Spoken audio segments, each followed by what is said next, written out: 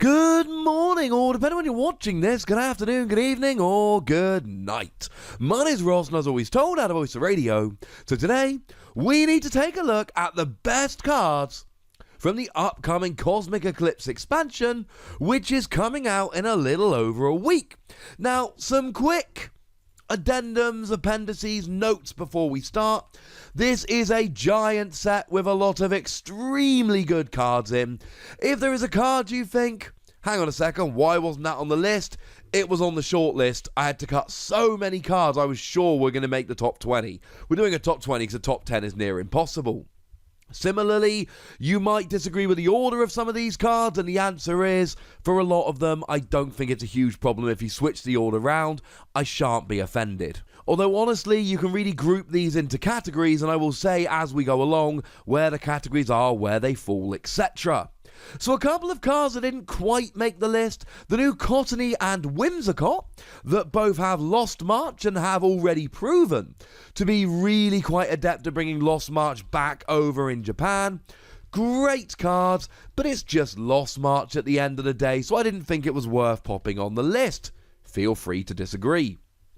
Similarly, the new Magneton, not on the list. The new Magneton lets you KO it and search for free supporter cards. I think Mismagius is going to see a bit more play. That's how it's shaping up in Japan. Again, a very difficult card to cut out. And finally, the new Mimikyu, which turns off the abilities of all Pokemon GX with any damage counters on. It's not seen a ridiculous amount of play at the moment. But also, with Pokemon V coming in the next set, it's going to be a little less relevant. They were the really difficult cuts, but I've honestly got a list of over 20 cards that I just assumed were going to be on the list that weren't. So my apologies. So coming in at number 20, and I've got to cheat a little bit as we go through here, Golurk, Steelix, and Alolan Ninetales. And really what these are the non-GXs that with a little bit of luck could end up being really good in our format. I've done videos about all these cards. I'll pop a huge amount of links in the description, so please make sure you check them out. Golurk for just 2 colourless energy. Remember that triple acceleration energy is a thing. Does 160 damage. However, you must have no supporter cards in your discard pile in order for that to actually work. This could still be very, very nice. Alolan Ninetales for 0 energy does 10 damage for each Pokemon tool in your discard pile. Remember that we do have all the Fairy Charms around at the moment, and if you're not playing energy, you've got more space to play them. Get yourself a bit of the old immunity. And Steelix for just 2 colourless energy. Again, remember triple acceleration energy. Also consider Welder. Does 50 damage for each Pokemon you discard from your hand, with a retreat cost of exactly 4. And given that we've got Pokemaniac to search out those kind of Pokemon, I think that could be fun as well. All 3 of these have the potential to be very nice non-GX decks. Coming in at number 19, we've got LILLIE'S Pokédoll, the new Clefairy doll, as it were. It is exactly like RoboSub, except if you discard it from the active, it goes on the bottom of your deck rather than being discarded. It is a 30 HP Pokemon you leave in the active, but it doesn't give up a prize when KO'd. It's going to be phenomenal for leaving in the active to buy yourself a little bit of time. It is great with decks like Florges that can just get it back over and over again. It's a fun little card that's going to make a lot of decks a lot more fun. Coming in at number 18, we've got BEASTNITE. Now, BEASTNITE is a lovely little tool card, which really is for Ultra Beasts here. And what it does is you attach it to an Ultra Beast, and it allows you to do an extra 10 damage for each prize card that you've already taken. So potentially up to like an extra 50 damage. In a world where we have lost and greatly missed Choice Band, this could be a great option for Ultra Beast decks. In at number 17, MAGAMADEL and GUZZLORD. Now this is one of the new tag teams coming out in the set. It's not the best one, we'll get to those in a moment, but it is still a very nice one anyway. The ability lets you discard a Pokemon from your hand and heal 60 damage from this Pokemon. That's kinda nice. But really what we like here is a GX attack, whereby you turn all of your face down prize cards face up. Fine. But if you've got colourless Psychic Darkness, you just take 2 prize cards. A GX attack that just flat out takes 2 prize cards has got to be one that we are seriously considering as a Pokemon that should be going up onto this list. It's pretty phenomenal. Coming in at number 16, Blastoise and Piplup. Now this is one I really like. Now it is having some success over in Japan, which is how it makes its way onto the list.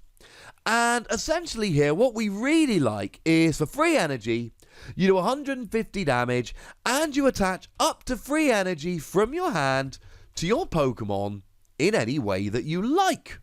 It really is quite a lot of fun.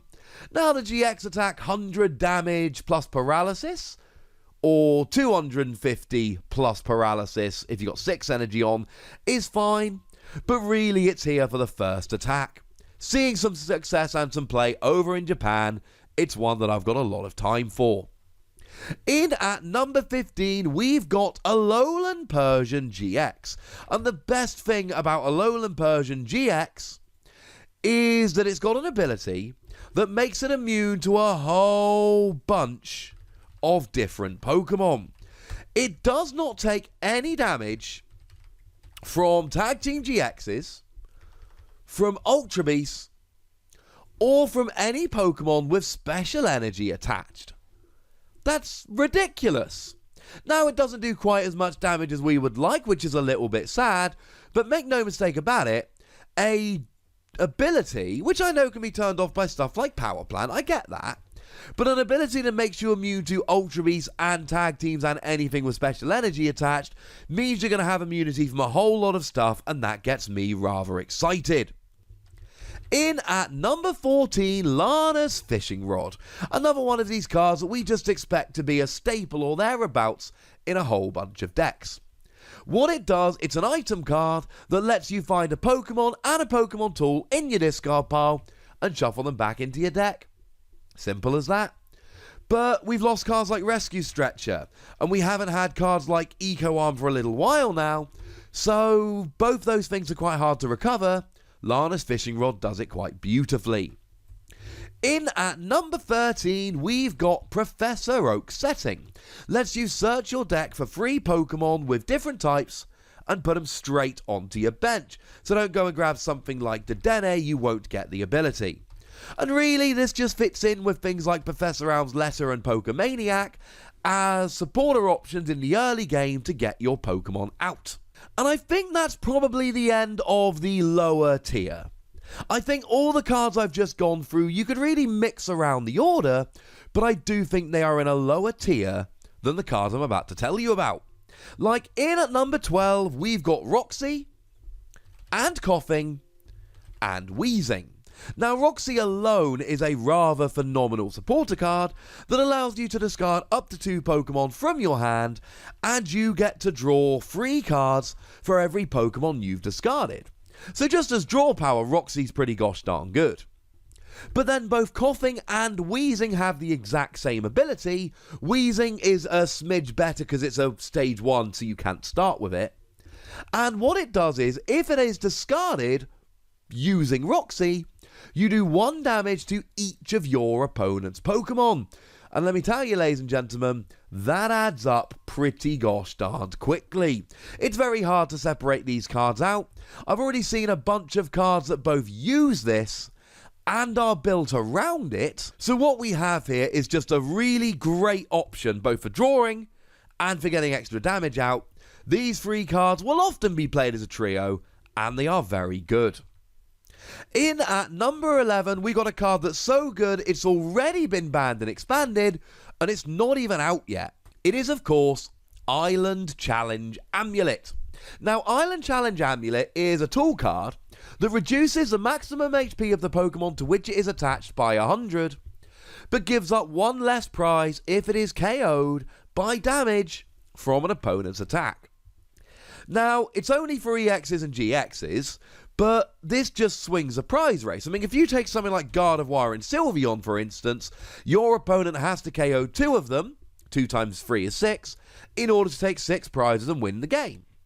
So, okay, with an Island Challenge Amulet on, you only get 160 HP, but now your opponent has to KO 2 of the 260 and 1 of the 160 in order to win the game, which makes life an awful lot more difficult. In Expanded, you could literally attach it to a Jirachi EX and instantly KO Jirachi, putting yourself down to a very low hand size as you feed your opponent prizes, and then use stuff like N or Reset Stamp to create a frankly broken combo. So it's banned and expanded, but make no mistake, you're going to see a lot of this card in Standard. All of the cards I'm talking about here on up, expect to see a lot of. In at number 10, we've got ORICORIO-GX. And ORICORIO-GX has a wonderful ability, whereby if one of your Pokemon was KO'd during your opponent's previous turn, you get to draw 3 cards. Drawing 3 cards is really nice. Now, this doesn't stack, which means if you've got multiple out, you only get to draw once. But make no mistake about it, drawing 3 cards is still going to give you enough value. It's going to be great in non-GX decks where your opponent is constantly taking single prizes. It's also a really good candidate for Island Challenge Amulet. It is going to be seen in a whole bunch of decks. In at number 9, we've got Rosa, a new supporter card, whereby if one of your Pokemon was knocked out during your opponent's last turn, kind of like Oricorio, coincidence that they're next to each other, you search your deck for a Pokemon and a trainer and a basic energy and put them into your hand. This just gives you a huge amount of consistency. Plus, of course, you've got the option of doing really fun stuff like searching for an energy and a counter gain, for instance, and then being able to really get going in one turn is an awful lot of fun. Rosa's already seeing a huge amount of play over in Japan, and I would not expect that to change when it comes over here. Now, in at number 8, we've got Chaos Vortex, although it's actually been translated as Chaotic Swell, according to Bulbapedia, which is a little bit sad. Boo, etc. However, I'm stunned it's in at number 8. What it essentially allows you to do is, I mean, it's a perfect counter stadium, right? What you do is you put it down and it does nothing, but then when somebody, yourself or your opponent, plays a new stadium, it just gets discarded without actually doing anything. So your opponent doesn't get one turn of their new stadium before you get rid of it next time, it just instantly gets discarded straight away, and that, my friends, is a very wonderful thing indeed. Any deck that doesn't know what stadium to play, this is great. Any deck that is worried about a particular stadium, this is great. I'm just stunned it comes all the way down at number 8. But it should. I'm looking at the list right now and it's deserving. In at number 7, we've got Tag Call. Tag Call is an item card. It's phenomenal. It allows you to search your deck for 2 tag team cards and put them into your hand. And that includes both tag team supporters, more on those in a moment, and tag team Pokemon. It gives you redonkulous consistency. It's phenomenal. I love it. There's very little analysis that needs to be done, especially in a video where we're talking about so many different cards, but the fact of the matter is that any deck that's using a bunch of tag team cards will be playing this. It's a no-brainer. As a side note, tag team supporters are all great. They've not come up on this list yet, and tag team Pokemon are ruling the format. And that should tell you everything you need to know about how good Tag Call is and how much play Tag Call is going to see. In at number 6, we've got Charizard and Braixen, a card that we don't necessarily need per se, because Reshiram and Charizard is already absolutely crushing our format, and we got cards like Welder which are only helping it to dominate. But the fact of the matter is, and I really was confused as to where to put this on the list. But the thing about Charizard and Braixen is, for 4 energy, you do 180, and then you search your deck for any free cards and put them into your hand. And that does less damage than Reshiram and Charizard, but it lets you search for any free cards that you like. This is an instant one-of in every Mewtwo and Mew deck, and it's an instant one-of in every Reshiram and Charizard deck. So, a new card that should go straight into 2 of the best decks in the format really should be quite high up. you would think. I wouldn't be upset if you dropped this a little bit, but that's my reasoning. And I do think there is another break here. I think the top 5 are the top 5 by quite a little bit of a distance. And honestly, from 2 to 5, I am not confident about the order. But in at number 5, we've got MAGAMADEL and Jigglypuff, a card which a lot of people will probably put higher, and I have absolutely no complaints whatsoever. It's all about the main attack here for free colourless energy, meaning it can fit in an awful lot of different decks, that does 60 damage base plus 60 more for each of your opponent's GX and EX in play. Expect to see this in Mewtwo and Mew decks, expect to see it in Gardevoir and Sylveon decks, expect to see it in Reshiram and Charizard decks, expect to see it absolutely everywhere. It is a phenomenal card with a phenomenal attack, and it will see a lot of play. But in at number 4, we've got Reshiram and Zekrom, which some people might think I've put too high, but the reasoning is very simply, Reshiram and Zekrom will be a brand new deck, whereas MAGAMADEL and Jigglypuff is just going to be teched into existing decks. Again, I have no real argument if you want to switch them around. Reshiram and Zekrom for 2 energy, 1 fire, 1 lightning, lets you discard up to 3 in any combination of basic fire and lightning from your bench Pokemon and do 270 damage. Well, 90 for each you discarded. Well, that's phenomenal. I mean, it works beautifully with stuff like Naganadel, and it works beautifully with stuff like Beastring, just whack some Ultra Beasts in there. It is an absolutely great card, which is going to see an awful lot of play. There is a decent chance that Blacephalon just doesn't see much play next format, because Reshiram and Zekrom just oust it from its own deck. Then, of course, we've got the GX attack for 4 energy, 2 fire, 2 lightning, does 170 to one of your opponent's bench. But if you've played End Resolve during this turn, then you do 170 to one of your opponent's other benched Pokemon. As a side note, End Resolve lets you discard the top 6 cards of your deck and attach any basic energy you find there to one of your Dragon Pokemon. It's pretty redonkulous. This is going to be one of the very, very best decks in the format, and I have ranked it higher than the cards which I expect to be teched into decks. I put a little bit more weight onto it's going to be a new deck. In at number 3, a card which you should see in almost every deck moving forward, Great Catcher. Great Catcher lets you discard 2 cards from your hand, and then you switch your opponent's active Pokemon with one of their benched EX or GX Pokemon. It's not quite as good as Custom Catcher, in that you can only gust EXs and GXs, but the fact that it's 1 card rather than having to have 2 in your hand at the same time and playing them both, which means it is going to just take the place of Custom Catcher in an awful lot of decks out there. Make no mistake, this will win and lose thousands of games. In at number 2, SILVALLY-GX. SILVALLY-GX is a phenomenal card, which, as far as I'm concerned, is the new Zoroark, and no, I don't think that's an exaggeration. The ability lets you draw until you've got 5 cards in hand, just like Octillery. As long as you've played a supporter card, the attack does 120 for 2 energy, just like Zoroark. And again, you've got triple acceleration energy to pay the cost rather nicely.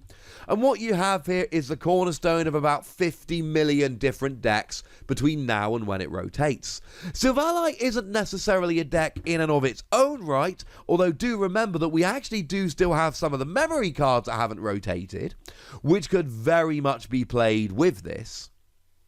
But then, it's going to be played with just a whole bunch of other stuff. You're going to see Silvally and X in the same way you saw Zoroark and X.